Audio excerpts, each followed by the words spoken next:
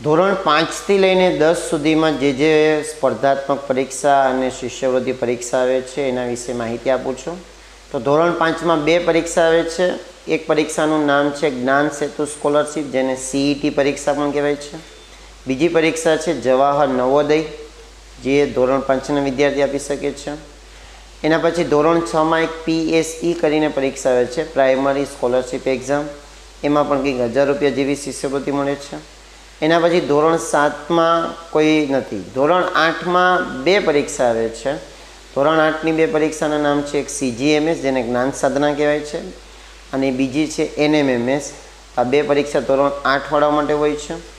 ધોરણ 9 માટે 2 પરીક્ષા છે, SSE અને TST, એટલે કે માધ્યમિક શિષ્યવૃત્તિ પરીક્ષા અને પ્રખરતા શોધ કસોટી.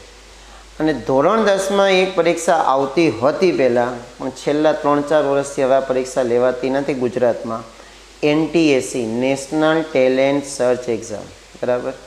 આ પરીક્ષા હાલમાં બંધ છે. રાજ્ય પરીક્ષા બોર્ડ આ પરીક્ષા હાલમાં લેતો નથી, ઘણા વર્ષથી બંધ કરી દીધી છે.